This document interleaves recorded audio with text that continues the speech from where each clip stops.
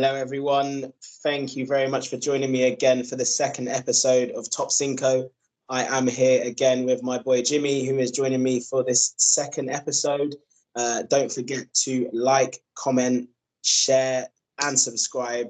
All love is appreciated, guys. I hope you're tuning in, you're enjoying, you're watching. Second of many episodes. So without further ado, we're going to get into it. Jimmy, welcome. Thank you for joining me. How you doing?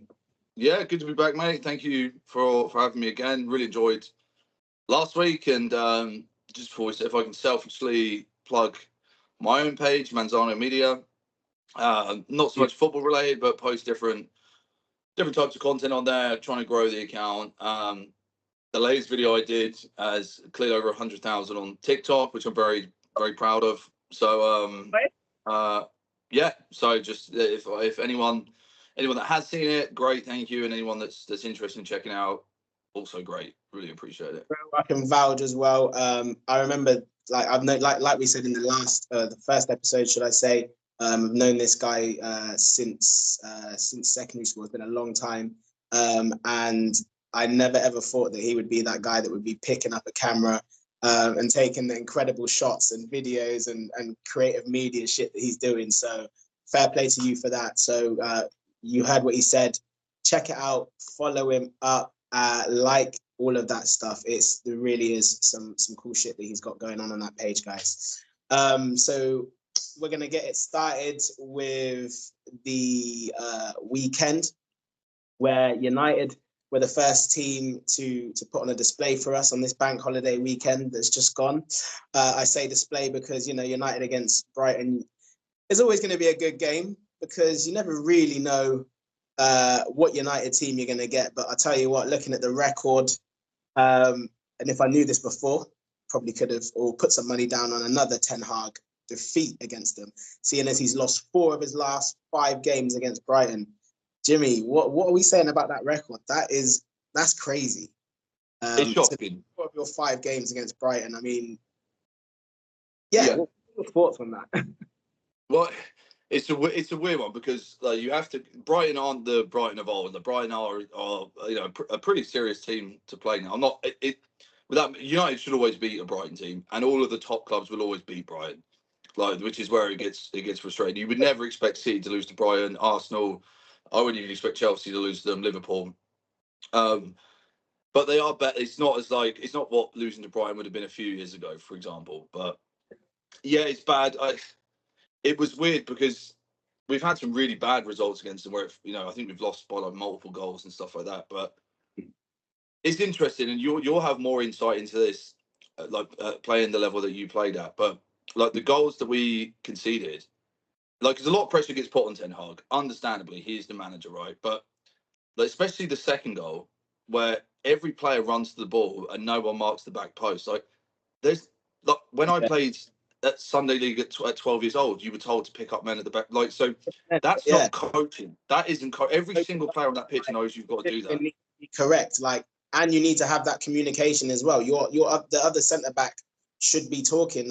You should be organising that ship basically. So yeah, and it's always been. It's the same thing that happened with all of the coaches that we've had since, arguably even since Fergie, where you see the defence making mistakes like this, or really poor goals getting conceded. And but these are still top level players. This isn't.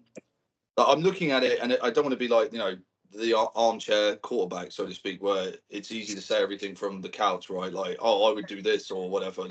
But these are all super basic things that you see happening. And I go, well, how much of that is the coach? Because it's not like these aren't complicated. It's not like the shape. It's like it's like a complete lack of concentration in these big moments. And how do you get that in? I don't know. I don't know what the answer is, because if we get another coach in, I guarantee goals like that will still be conceded. It's actually just lazy, and it's them not being on job, not listening to their instructions. You got to remember as well, these guys, right, will be doing hours, maybe not, well, maybe hours actually, of analysing games and stuff like that. They're spoken to about all this stuff. They watch all this stuff back. What is your excuse? Seriously? Yeah. No, I've got no idea. I've got no clue. And it's I think a big problem we have, and I think we're slowly getting rid of it. But I think there's a huge arrogance with some players that it's like they still think we're the Manchester United of 10, 12 years ago. Yeah. Like they still think that's where we're at, and it was almost like, oh, we don't need to be body on the line defending because it's Brighton and we should be going and winning this game. Let's just get the ball back and run down there and score. It's like, I no, feel like like in that moment, it needs to be as if they're the better team. Just stop everyone on job, as if you're protecting something, and that's what they Martinez is didn't feel like like they weren't. Yeah, Martinez, I would say, is he. When I watch him, I'm like, yeah, I love the passion that he plays with. Like he is 100 every single game. Like, yeah, and it's mad because he was like, I feel like he was kind of mocked by the media, like for his height and stuff like that when yeah. he arrived and that, and we weren't really sure what it was going to be like. But no, fair play to him. I feel like he's been absolutely solid. No, But I'm a big fan. That's what I think the newer players we're bringing in don't have that same attachment like that that the other players have. Like when I look at someone like Rashford, for example, loses the ball, throws tantrums and stuff like that, and it's like you're not like I don't like it when Bruno does it, but at least I'm like, well, he is more than likely going to be the person that gets us an assist or a goal. He's going to be involved in the goals that we score. Whereas with Rashford, I'm like, you don't even do that, and yet you'll lose the ball and then just go and win it back. Like, or do work your ass off to get the ball back. Like, what happened to all of that? do Like, something.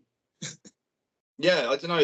I do think it has to be a mental thing Everyone because wants to talk it's about not language, like like I say, it's not coaching. Telling someone to pick a player up at the back post is not coaching. That's something they would have been told from 10 yeah. years old. 10 years old, they'd have been getting trained that, like to pick up the back post. Everyone picks up on every little thing that Rashford does as well. They talk about his body language. They say that he's moping. They say they play with a smile on his face. But I don't know, man. Like we don't actually know what goes on in half of these players' heads, man. Like regardless of what they're on, they're human beings at the end of the day, and it's just crazy to see the demise with him. But I'm pretty sure like that's not the end of him as well. Like I'm sure he'll be back, and you need He won't be. He won't be back. He's finished. By the way, yeah, he's finished. He's had one good year in the 10 years that we've seen him as a professional. He's had one year that he reached the sort of standard that you expect of him.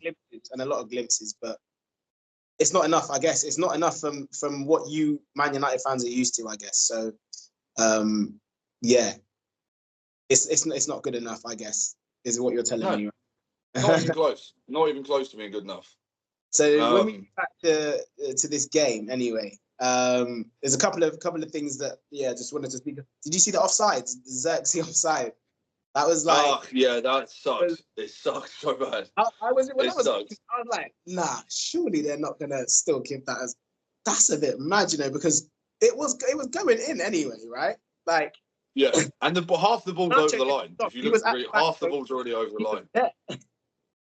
Yeah, but it's one of those things where I'm like, if you can't, like, when the rules are the rules, you can't say, oh well, it was going in anyway. Like you have to. It's just, especially in the world of VAR. If this is again, if that goal happens before VAR, I think they would just leave it. But considering they have to check like every scenario, and they've checked and gone, okay, technically this should be disallowed. You can't then go, just give it. Like imagine the uproar that United would get if it was just, or not United, any top club, if it was just, I'll just give them the goal because a rule has been broken. Like it sucks. It sucks so bad because you just like if he just smashes it or just puts it somewhere into the goal where he doesn't touch it. No problem. He like dribbled and like swung his legs out the way or something like that, like he was breakdancing or something. But it was, I don't think he was going to get out of the way of that at all. To be fair, he would have had to do like an absolute madness, like I just said. No. It's just super unlucky. But at the same time, again, if that was against Man City, I would be more upset because you get such little chances. But when I go, that shouldn't have been the only opportunity we had to win the game anyway. Like everyone focuses on that. You should have scored. You should have had many more opportunities to get the goal. That shouldn't have been it. And it felt like it once. As soon as I saw it get disallowed, I was like, we're not. I was like, we're not going to win this. I didn't think we'd lose. But I didn't think we were going to win the game either. Yeah. And what did you think about Mason Mount? Like I see someone that's like, he's not trying to play his heart out, but I see someone that's trying, he's trying, and it's just not going for him. It's not what it was at Chelsea. The way, I don't want to say everything he touched there turned to goal, but a lot of things he did was decent. He was linking up play, scoring goals, he was getting assists. He was like one of the main guys at Chelsea, like he won seasonal awards with them. And then you see him in this Man United team, and I'm just like, oh, Mason. Yeah, no, he's definitely been he's been struggling for sure. Do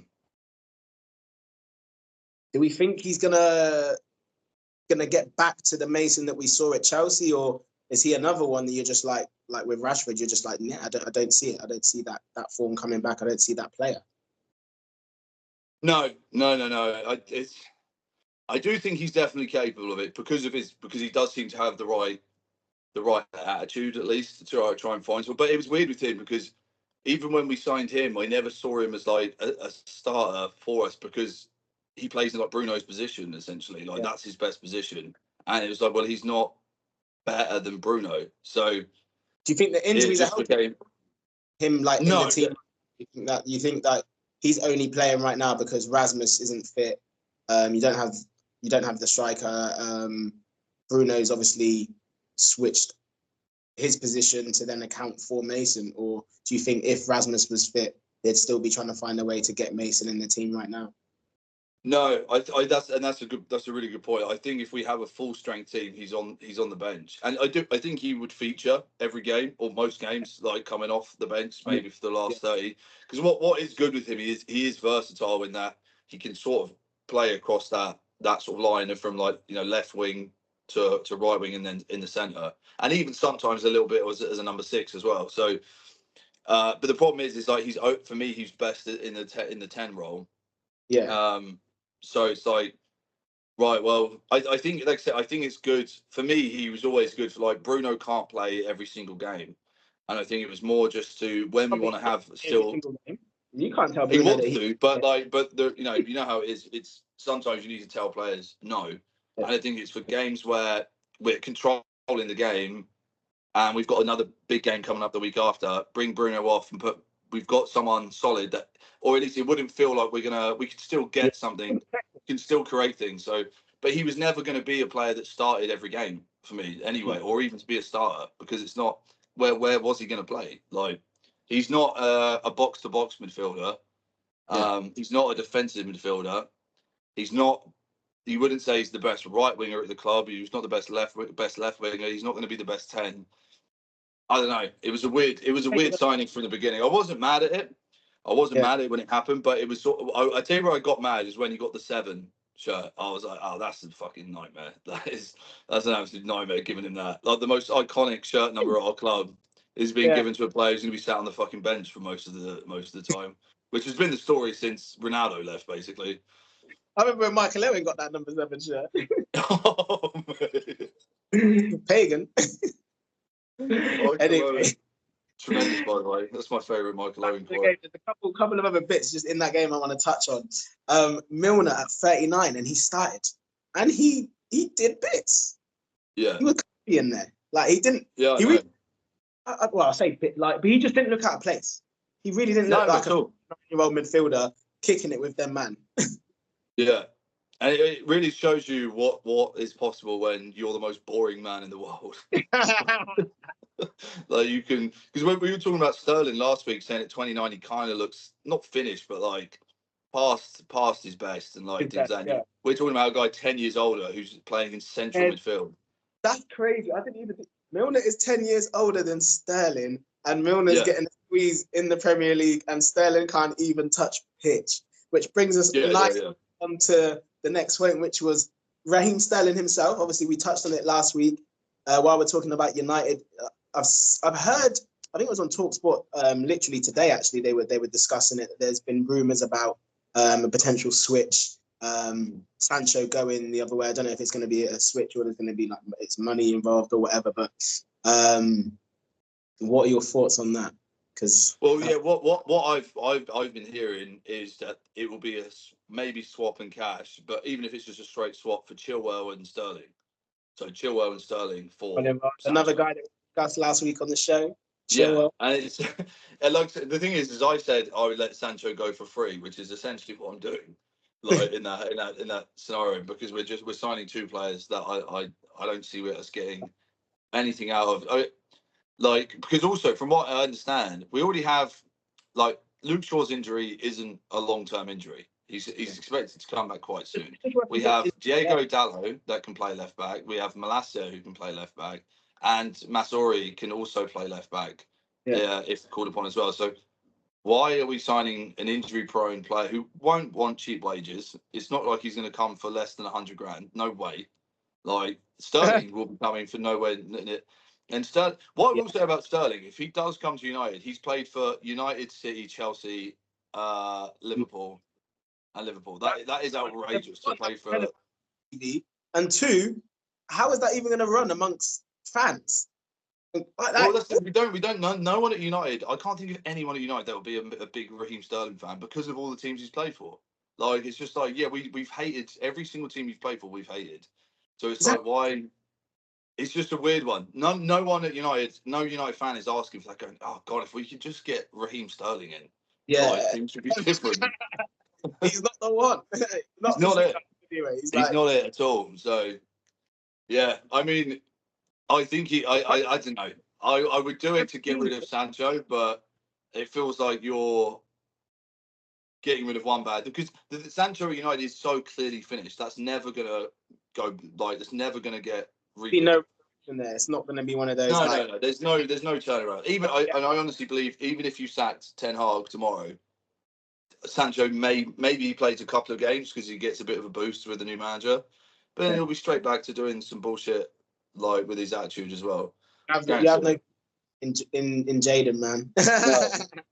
But nah, it's again, that's your opinion. It is what it is. Let's go on to our second point after that brilliant start from Brighton over the weekend there to kick things off, making the weekend for all Man United haters and for Brighton fans. Haaland, this beast. Quickly, just want to touch on a record that I heard when I was watching the game. He has scored against every single Premier League team that he's faced now. Ipswich was the last one, and he said, "You know what? I got something for you guys.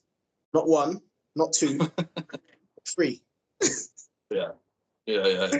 Like, first hat trick of the season. How many actually? This is a question. But how many hat tricks do you think Haaland's going to score this season? I think at least 5. If he's already got one, I think he'll get at least another 4. Which is crazy. 5 hat tricks in a season's mental. Yeah, I'm thinking. If you got 7 or 8. 3. I'm going to go 3. So he's got 1 already. So he'll finish the season with 4. I think 3 more hat tricks along the way. There's going to be some braces. There's going to be a lot of braces. Do you see him? Do you see a double hat trick? I see it possible in his career. I don't know about this season, but I could definitely see that happening in his career for sure. We haven't seen that yet, have we? Not in the Prem, I don't think. No, I can't. We've seen 5 goals, a couple. There's been very few players that have scored 5. I mean, very few. It's a really short list, but yeah, I think that's inevitable that he does that in his career. Almost, I think that's almost guaranteed to happen. 100%. Like, obviously, Ipswich went 1-0 up, and it was like, when they went 1-0 up, obviously it was sick for them. They were buzzing, but when you're watching the game, it's just like, okay, you've just woken up the beast. Like, yeah. And it really was that. I remember because you were messaging me the game. You went Ipswich went 1-0 up. I went for a piss and came back and they were 3-1 down. I was like, wait a minute. I think I was as they went in because I was sat here watching it because I was like writing as I'm like watching the game. I'm like, yeah, what can we talk about? This game is moving mad already. Like the new signing, like Smodic, he's coming, he's scored. Ipswich are 1-0 up, they're going crazy. That's a mad away day for the fans. They was enjoying, and then like I was like, boom, message you, another car, boom. Oh yeah, they're rampant out, man.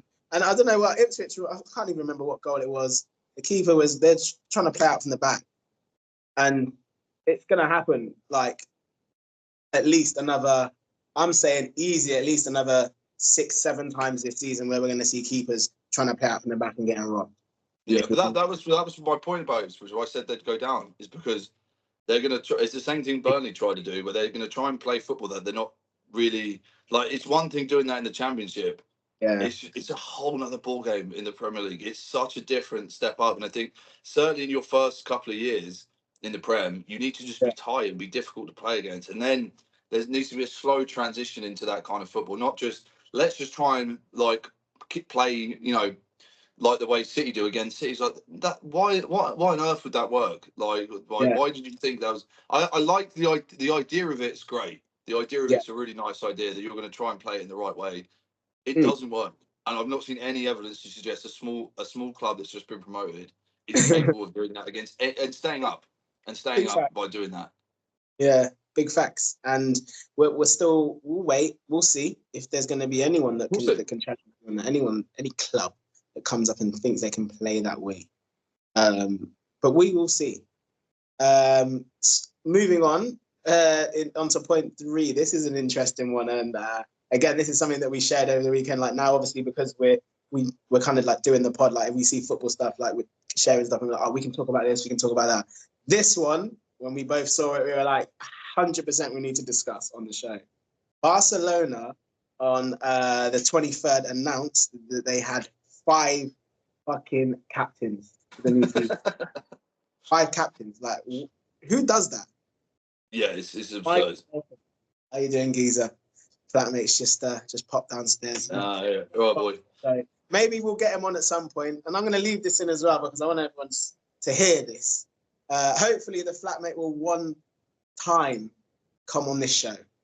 That's what I'm saying. Yeah, my flatmate to come on the show. Like he'll 100% be on. He'll 100% be on. I would love to do when I next come back to the UK. Let's do like rent a studio and do an in-person 3. Thinking about it, it'd be so sick, wouldn't it? And then just have like a few of us in there just doing it.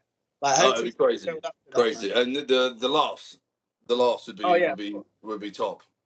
It'd be big laughs with old Michael Donaldson in the show.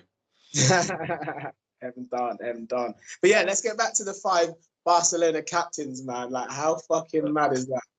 It's so annoying. It's just so stupid. I hate it. Like it was what we were sort of saying. Like Barcelona used to be such a respectable club. Like they were almost like Real Madrid were kind of seen as like the evil in the league, if you know what I mean. Like Barca was the good. It was like because they were going to play like football in their way, in the Barcelona way, bringing players through the academy, which they do still do. To be fair, they do still bring players through. But like they've also, the financial shit that they do is crazy. Like how badly they manage their books I read something recently like what Lewandowski's contract is. It's like it's absurd how much money his contract is per week. Like for Barcelona, it's humongous. I think he earns more than Mbappe. They destroyed him and gave him like peanuts because they were so financially in ruins. No, I'm pretty sure he's making more than Mbappe. Lewandowski. Yeah. Oh fuck. Oh. I'm being serious. I'm pretty sure. I'll come back. We'll confirm that. We'll bring Barcelona's financial situation to next week's show. So I'll do some research on it. But I remember seeing it and being like shocked, because it was essentially the article I read was like how Mbappe isn't La Liga's top earner, essentially. Like, and then all the players above him are Barcelona players. Like it's all Barcelona players that are above him on the wage. And you think how are you doing this? You're fucked. It's mad, but they still have that pool. But anyway, let's touch back on the captains because we need to discuss who the 5 captains are. We mentioned they got 5. Yeah. Who are the captains and how did they even come to even this arrangement of having 5 captains? I had to do a little bit of digging. First and foremost, I found out it was voted for by the squad. So the squad at Barcelona this season have decided 5 captains is what they desire, or they've all had equal votes or whatever. So let's go with the names. Ter Stegen, number 1 captain. Right. So Ter Stegen is the captain, but he is the actual captain. These are just the 5 captains. They all obviously got equal. They must have all got equal votes. So wait, I'm even more baffled by this now. So I thought it was 1 captain and then 4 vice captains. So like, if you know what I mean. Like that was my perception of it. These are all just captains.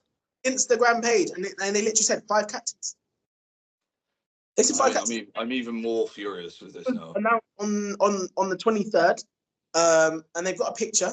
Anyone can go check it out on the Barcelona official Instagram page. I had to, because the one that we shared was from like another like sporting thing. So I was like, let me actually check the Barca the page and make sure it's official. It's no one being busy, because you know how people are these days. But they had a picture and the 5 captains, and here they are: ter Stegen, Pedri, Araujo, Rafinha, and De Jong.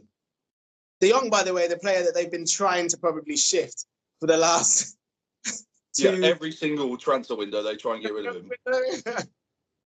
Although I will say that, I guess you could argue that's not the squad. The squad's not trying to get rid of him.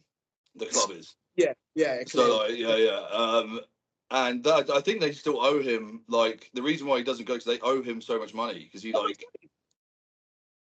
Because he like suspended some of his wages while they sorted out this whole mess.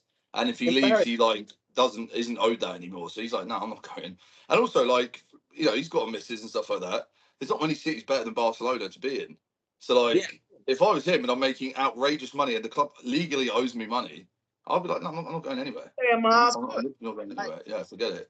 So, you know, too many people that talk about going to Spain and they go, yeah, I went on holiday to Madrid. How many people you know go, I went to Barcelona? Yeah, almost everyone I know has been to Barcelona. Everyone I know, like, is pretty much like been to Barcelona. People that I chill with been to Barcelona over and people that have, and then I've got a handful of people that have been to both, I'll be real. And a lot of people say Madrid's boring. And that it's just, I mean, it's understandable. Barcelona. That's why I think that's why they're such a likable team. I've obviously loved them from Ronaldinho days. I call him that's my second dad. Like, that guy made me love watching flary players, and doing what he did was crazy. Like, and I wonder what he would say about Barca and their 5 damn captains. It's the term "the game's gone" has never been more true than that was attached to the thing that we watched, and it was just like all of those different gaffers saying the game's gone. Sean died. It has, though. It has. 5 captains is a joke. And as a coach, you should be going, okay, these guys have all got equal votes. So now you need to vote on them, on these 5 now. Like, do you know what I mean? Again, like, and until we've got a captain and a vice captain. Or, Hansi Flick, have a pair of bollocks, mate, and you pick the captain. You're the coach. But he's new. He's new at Barca. Maybe he doesn't want to start falling out with the coaches have been new. Like, Ten Hag did it. He stripped Maguire of the captaincy. Almost. It's one of his first things he did. And gave it to Bruno, which was 100% the right move. Everyone at United was like, Bruno is the captain of Manchester United. So it's ridiculous. Like, what are you doing? Like, you're running an absolute shit show over there. Like, and also, I'll also say this, right? First of all, I don't think a goalkeeper should ever be captain, because positionally he's in the wrong place. Like, he's so far back from everyone else. He sees the whole picture. He sees the whole thing, but how is he motivating the striker from the goalkeeper? How is he telling him, hey, like, you know, do this? Or how is he motivating any of the front 3? How is he motivating? He's basically can motivate his 2 centre backs, and communicate with them, or the back line, and that's it. Not the back line. Yeah, and so I've always hated the idea of goalies should never be captains, in my opinion, anyway. Okay. Even training, don't goalkeepers train on their own, like in the training ground? Like, they have the goalkeeping coaches and stuff. Like, what's going on? Train separately, and then it's like they come to when I was at Oxford, it was like they would train separately, and then like small-sided games, shape play and stuff like that, they would come together. So that's when you integrate, like, but that's like, I guess that's when you're doing all the talk. That's when you're doing, like, I don't know, you're defending your goal, you're attacking. So that's when all of the communication's coming up. But I guess small-sided games is a little bit different to like a full-on like massive game. I find it weird.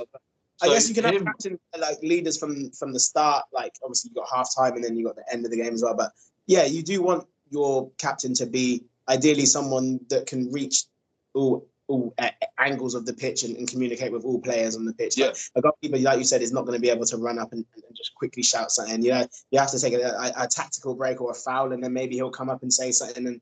And even then, you don't really see goalkeepers barking out instructions like that. But also that, like, you know this. Would you ever how seriously you taking instructions a goalkeeper gives you? You're like, you're in goal because you weren't good enough to do this. All right, that's the reality. You can't That's boy the it reality. like that. You can't boy it like. Some people just, you know what? There's some kids now that just actually want to be goalkeepers. Sure, well, no, there'll always be some kids that want to do that, but Yeah. like, no one, like you're getting put in goal because you weren't good enough in other positions. Typically, that's what happens. And then they end up being worldy goalkeepers. Imagine. Sure, but like again, I would be like, if someone's like, oh, if a goalkeeper's like, oh, you need to do this, that, like, you just fucking worry about what you're doing, and I'll worry about all the other stuff, Hey, right? you ain't really got much respect for keepers, Jimmy, mate. Not really, no, not really. To be fair, no. I think they're weirdos. If you ever thought, goalies are always weird as well. I apologize on his behalf. Goalies are always weird. Always. Do you know what?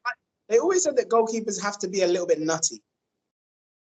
And you have to have an element of craziness about you to be a goalkeeper, I feel, because you don't just need bravery, but you are doing a madness. Like, you're out here like commanding a whole goal and like your area, and you've got a lot of responsibility that lies on you. And you're facing like the best attackers in the world as well. Yeah, sure. But mate, I've seen goalies at Sunday league level that are mental. Like, they're not there at the lowest level of the game. They still weren't all there. There's still something missing from it for sure. Man, I'm being serious. I've never played with a goalkeeper who I was just like, yeah, he's a good bloke. That's a normal guy. It's always someone I'm like, I don't want to spend any time with them.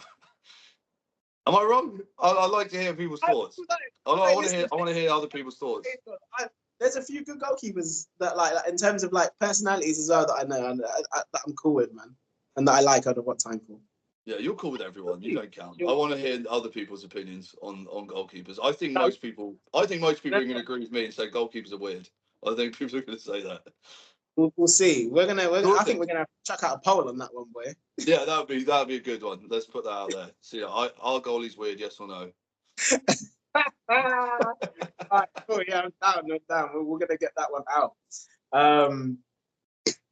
Arsenal. Obviously, we got to touch on Arsenal before we finish on Super Sunday, and then a little game to obviously finish the episode. Arsenal did their thing. 2-0 win against Villa. Thought that it was going to be a tough game, if I'm being completely honest, and it proved that it was. It was almost like they say, a game of chess, just trying to move the pieces. You know, it takes a lot of patience, and then you're making your move at the right moment. And I feel that's pretty much what Arsenal did. And Trossard coming up trumps again. This guy, like, he's an unsung hero, and I think Partey as well in that game was very, very good for Arsenal. It was a big win for them because obviously Villa beat them twice last season. Yeah.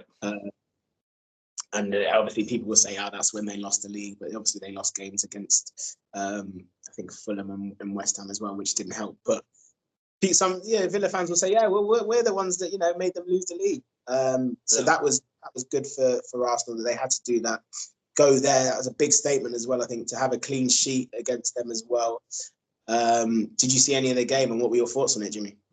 Yeah, so again, I only managed to catch clips, but I completely agree. I think that was a brilliant game for Arsenal to have early on because, like I said, you are right. There was probably 4 games which you should have won last season and maybe didn't, but everyone refers to the Villa games as the ones that cost you the league. So I think obviously the players will be aware that's what people say as well. And I think just to have that game early, like put that sort of narrative to bed, like go and beat them, like pretty, obviously it wasn't an easy game, but as I say, clean sheet, solid win.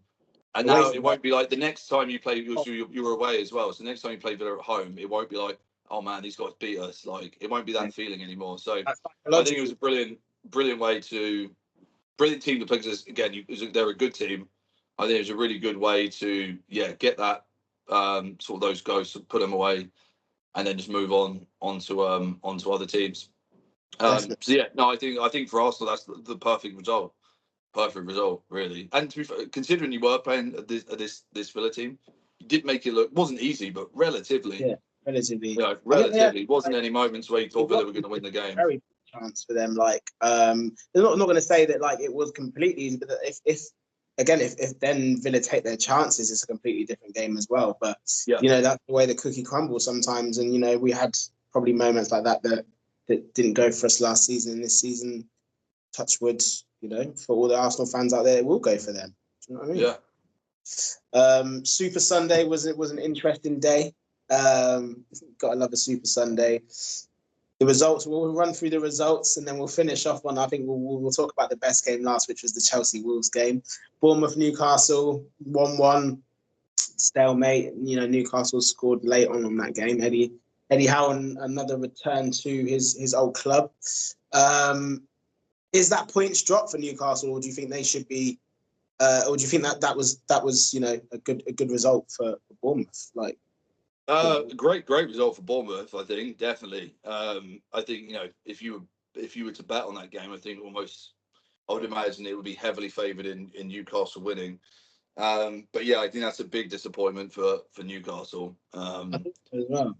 Starting off this way, I had this thought because when I don't know if about you, I forget that they've had this takeover because of what they. Yeah, because they're just not really doing what we thought they would be doing. Like, just spending, I guess financial fair play's got everyone shitting themselves, right? But you're actually so true. I completely forget about the takeover as well, and it's just when are they going to start spending their money and shitting people up? I guess. Yeah, could you still? I mean, I don't know the full story with how they bring in revenue and stuff like that. But certainly in that part of the world, or that part of the country, it's a huge club. So I imagine there's pretty decent money coming in. I imagine most games, because they've had this buzz, most games will be sold out. They may have even bumped season ticket prices, shirt sales, everything like that will probably be doing quite well. Because that was a real good insight into how football's run off the pitch. Watching that, I've seen the other there's quite a few football documentaries that are out now, but the Newcastle one was really good because they're doing a lot of the behind the scenes and football stuff. And you can see where they're trying to secure sponsorship deals and all that kind of stuff. So then they can obviously generate more revenue for the club. Yeah. It's, again, I guess that's still a work in progress for them because they just haven't been able to, or they're not at that level yet. Well, what will probably end up happening, the same, all City did. City didn't get any sponsorship money. They got the owner just to use his other companies to sponsor them. And then just say, I'm going to sponsor. No, this is true. The Etihad Stadium, or whatever it's called, the Etihad, is like a £400 million sponsorship deal that no other company in the world would have paid that money. And then you look at their shirt sponsors they're all by his companies. So I'm just surprised that this Saudi guy hasn't just, I don't know, put Riyadh season or whatever the shit is that they promote, and just sponsored that for £1 billion. Maybe they put blockers in place, and maybe they put restrictions and stuff because of this stuff that City did. Well, I'm pretty sure. I don't know the full extent of the charge, but I reckon that's the sort of stuff that's included in it. Nah. Yeah. So maybe that's why they're not going crazy, and they don't want to be in the situation that Man City are in, where everyone accuses them of being cheats, or the Premier League starts coming after you. I don't know, but it does surprise me because I mean, when that first happened, it was Mbappe's going to go to Newcastle, and every player in the world is just going to go to Newcastle, and it's there's nothing. It's Joel Linton and stuff. They haven't really had mad superstar signing, I would say, as of yet. They brought in a few big names, but there's no one that's been oh my god, he signed for Newcastle sort of thing. Do you know what I mean? Yeah, and maybe part of it is it's difficult to attract players to move to Newcastle. No, yeah, I mean, I've been there for a few nights out. What I say, one night out, 2 nights out, decent. Can't remember a lot, But all I hear from Newcastle, everyone goes, "Oh, it's so cheap up there. It's so cheap a night out up there." And you go, "Yeah, a professional footballer doesn't really give a shit about how cheap a JD and Coke is." Do you know what I mean? He doesn't want. He wants to go with a real tan as well. You know what I mean? He wants to go with a real tan and a dress, maybe not all the way down to the knee, but maybe not showing a clam at the same time. You know what I mean? So why would any professional player want to go fuck it up there? Why would you want to do that? I wanted to go to Newcastle because a double JD and Coke's £5, and in London it's £8. So what was I supposed to do? Oh mate, you're killing me. That is fucking. Oh my god, talk about disrespect. Just a theory. We'll get onto Noni Madueke after the Liverpool game because he also disrespected Wolverhampton, and So they had to good. travel there for their game on Sunday, which we'll touch base on after this. Liverpool, Arne Slot making it 2 wins from 2, clean sheet against Brentford as well. They look comfy. I'll be completely honest. It was I don't want to say an easy game, but it just looked comfy for him. And it's weird to see how Liverpool don't look as I want to say chaotic at the back now that Klopp's gone. Have you checked any of their games or seen any of the highlights of what So they've been doing? it's I won't ever watch a full length Liverpool game unless they're playing against Oh yeah, I am again, asking. and I hate it, but stats and highlights, I'll pay attention to basically every team for. And what I will say is, I completely agree. They look more sure, and I'd have to say what Klopp did in his last couple of years, where he was helping secure Liverpool's future. It felt like with players like Luis Diaz and these other players that were coming into the team, where it's like they not only were quality from the beginning. Yeah, he felt like he was building their future for them already, but past him being there. And I have to say, that's one of the best things a coach could possibly do for your team. I guess because he's retiring as well. It wasn't like he was going to some rival team or another team that would play Liverpool. It was his last dance, I guess, so to speak. So, I think he did a really good job, which is why I think they haven't felt the need to sign. Although I'm pretty sure the Chiesa deal has been done today for 13 million quid. 1-3. Yes, for That's Chiesa. crazy. People are forgetting what kind of player this guy was. And I don't even want to say I hope he gets back to that level, because I actually don't, because he was a very, very good fucking winger on his day. I can't believe that. It makes me suspicious, because I'm like, what? Maybe it's medical. What's going on with that guy there? He's only worth that now. Is he even going to pass his medical? Let's actually see, because again, that could be the stumbling block. This guy, I know that he's had injuries. That must be what's stopping other top clubs from taking a risk with him. And a fair play to Liverpool for taking a risk with him, because there is a risk at the end of the day. And I think I would have liked to have seen him potentially as a backup on the right hand side for Saka. I still think Arsenal need a backup for Saka. If I'm being completely honest, that's for 13 million is not a bad backup. But that's what I mean. For that money, I don't think there's a risk. I don't think that's a risk for 30 million quid. If you're having to pay 50 million for him, I go, okay, this might not work out. But 13 million quid. And Anthony. Yeah. 13 million quid is, for me, that's an absolute steal. That's nothing. It's so good that I think even if he gets you, even if he gets you 10 goals, and that's an unbelievable return. 10 goal involvements for someone that I paid 13 million for, and he's still got another 3 years on his deal. Yes. Yeah.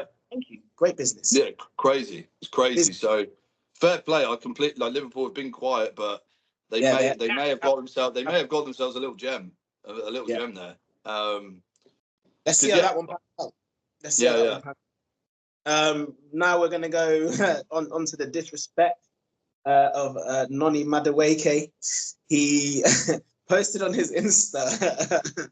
I don't even know how did it was that his main story or the private story? I don't even know.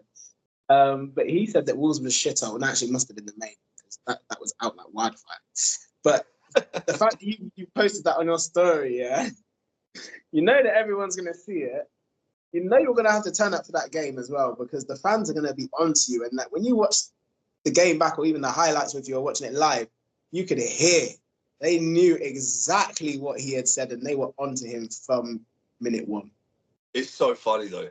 It's so funny. It's so funny to arrive at a place, say what a shithole this place is, and then score a hat-trick against them. It's beautiful. It's so beautiful. How many times that players throughout all of the leagues would have gone to away games and been like, "Oh, this place is a shithole." They would have said it amongst their mates. They would have texted mates. They would have put it in group chats. But he's put it on his story, and then he's had to turn up, and turn up he did. Imagine saying that, and then obviously you're gonna have to now turn up and back yourself, because these lot are hating on you. These lot are giving you shit every single time you touch the ball. But here's a question for you: if you were playing against him, because I've been trying to debate this as well, would you start, if you were the guy marking him, would you start nailing him because you feel like he's kind of disrespecting you as well because you live there? Or is it a fact if you do nail him, you're kind of acknowledging he's right, like you're upset, like Joe, Yeah, he's got to you as well. So I was like, I don't know what I would do in that position, in that if I was in that as a player marking him, if I'd I think be, that's a Wolves player. Someone's got to smash him. yeah, Uh, at least it would get the fans going. It would get the fans going if you went and smashed him. They'd be right behind you. Yeah, 100%. So at least there's that. I don't really recall him catching a whack. I'm being completely honest, but yeah, someone really stick it on him. No. He's literally all the fans in there in that ground are fuming at him. Like you said, maybe not a lot of the players will live in Wolverhampton. They'll be outskirts though, and they'll be close too. Yeah. So a lot of people like call Midlands and all of that area the shithole, this, that, and the other.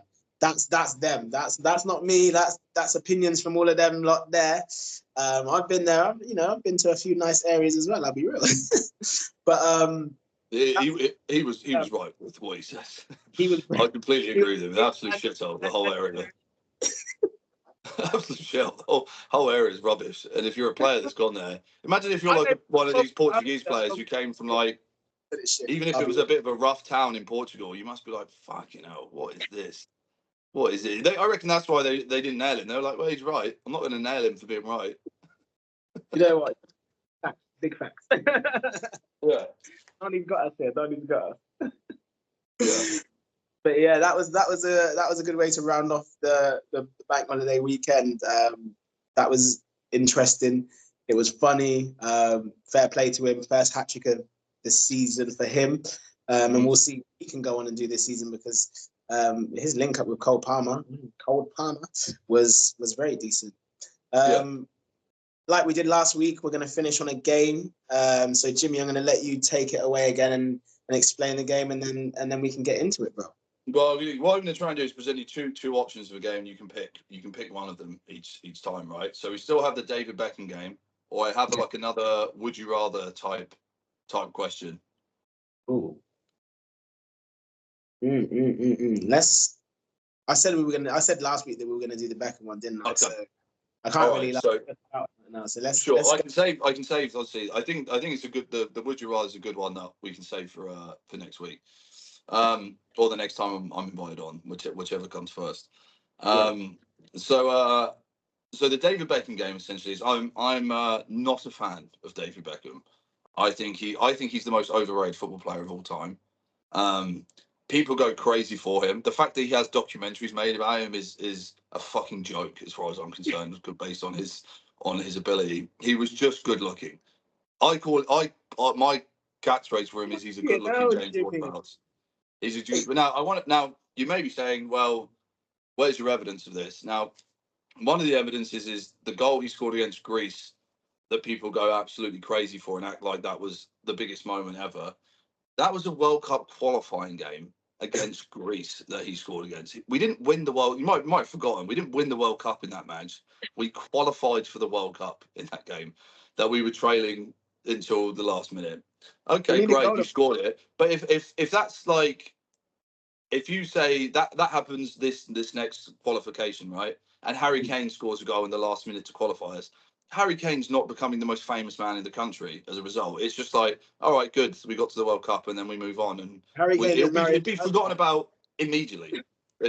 But for him, for some reason, it's remembered. Now, what I've done is I've compiled two lists, okay, to prove my point that David Beckham's overrated. The first list is all the English players that I believe is better than David Beckham. Okay, so I'm going to read these off, and if you disagree with any of them, let me know. Okay. Alan Shearer, Paul Gascoigne, Bobby Moore, Bobby Charlton, Jude Bellingham, Wayne Rooney, Ian Wright.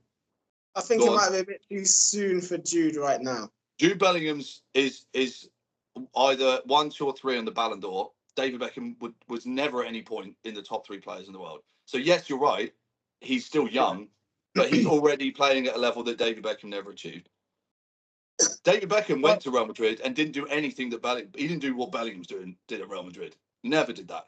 To be fair, he was part of the resurrection that season for them to win the league. But then your counter argument will be, well, Bellingham went there first season. scored X amount of goals and won the league. So yeah, and they didn't even have a striker. So that backs your. I can't really talk on that. Let go on. Yeah, right.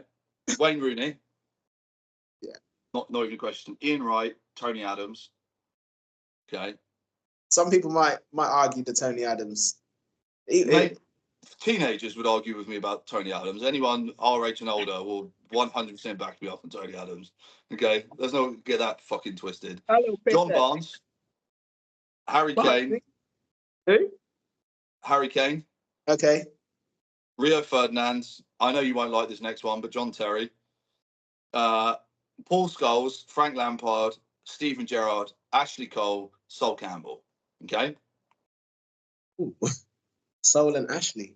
No, I believe, like I said, if you could only pick one of those players over, like you'd say you don't have your team filled out. It's one of those two players in your team's blank. I personally believe you would pick every single one of those players above David Beckham. Now that's just England. Okay. I've now compiled a list of players from his era globally. Okay.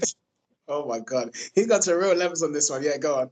So I'm going to fire. There's a lot, so I'm going to fire through these quick, right? Okay. So now.